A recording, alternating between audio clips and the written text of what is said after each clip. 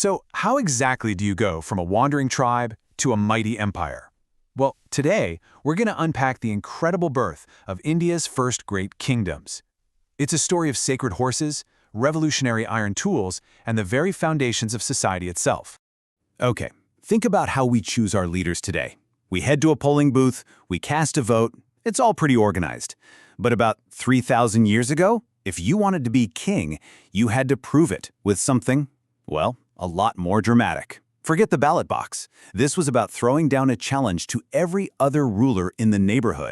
You see, in this new era, becoming a Raja or king had nothing to do with winning a popularity contest. It was all about proving your undeniable strength through a massive public spectacle. And the ultimate proof of power was this incredibly high-stakes ceremony called the Ashvameva, or the horse sacrifice. Now, this wasn't just some quiet ritual. It was a public dare, a declaration of supremacy broadcast for every single kingdom to see. Here's how this wild test of power worked.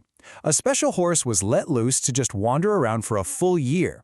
If it wandered into another king's land, that king had two choices: stop the horse and prepare for war, or let it pass, which was a public admission that he accepted the horse's owner as his superior.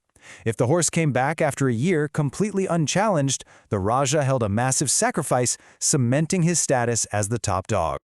What's so amazing is this one event gives us a perfect snapshot of their entire social order. The Raja, of course, was the star of the show. His charioteer acted as his personal hype man, chanting stories of his battlefield glories. Even the other Rajas had to attend as spectators, basically admitting his power. And while the common people, the Vish, brought gifts, notice who wasn't allowed to participate: the Shudras. This tells us a lot about the rigid social hierarchy that was already falling into place. But here's the thing. This new kind of powerful land-based kingship simply couldn't have existed a century before. It was born out of a massive transformation in how people lived, the big shift from a nomadic lifestyle to a settled one. And the catalyst for all this change? Iron. Before 1000 BCE, tribes were semi-nomadic, using wooden plows. But then, strong iron tools like axes and plows came along, and it changed everything. Suddenly, people could clear thick forests, farm tough soil, and grow way more food. For the first time, this surplus allowed them to stay in one place, creating permanent settlements that would grow into powerful territories. In that earlier period, your identity was all about your jana, your tribe. It wasn't about where you were, but who you were with. Think of it as your mobile community. But that agricultural revolution gave birth to the janapada. The word literally means the land where the jana set its foot. All of a sudden, identity wasn't just about your people anymore, it was tied to the land you lived on and farmed. And we have actual proof of this new, settled lifestyle. Finds like this beautiful painted gray ware pottery tell the story. This isn't the kind of rough, simple pot you'd make if you were constantly on the move. Its sophisticated design suggests a culture that had the time and stability to create specialized crafts, probably for important feasts and rituals. Okay, so society is getting more complex, right? You have settled farming, powerful kings. You need a new way to organize everyone. And that's exactly what happened. A new social blueprint emerged that would define people's roles for centuries. To create order, the priests came up with what's called the Varna system. Society was split into 4 groups, and your role was determined by birth. At the top, you had the Brahmins, the priests and teachers. Below them, the Kshatriyas, who were the rulers and warriors. Then came the Vaishyas, the farmers, herders, and traders who were the economic engine. And at the bottom were the Shudras, whose role was to serve the other 3. But this rigid system was definitely not accepted by everyone, not even close. From the very beginning, there was pushback. Some powerful kings argued that they should be at the top, not the priests, and many other people just rejected the whole idea that your lot in life was decided the moment you were born.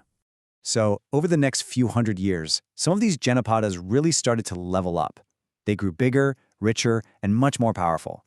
Around 2,500 years ago, they evolved into the first true states, what we call Mahajanapadas, and these became the building blocks for future empires. These new superpowers had 2 things that really made them stand out. First, they all had a capital city that acted as a central hub. And second, they built massive fortifications around those cities. I mean, we are talking huge walls made of wood, brick, and stone. So, why build these giant forts? Well, for one, it was for defense against rival kings. That's the obvious reason.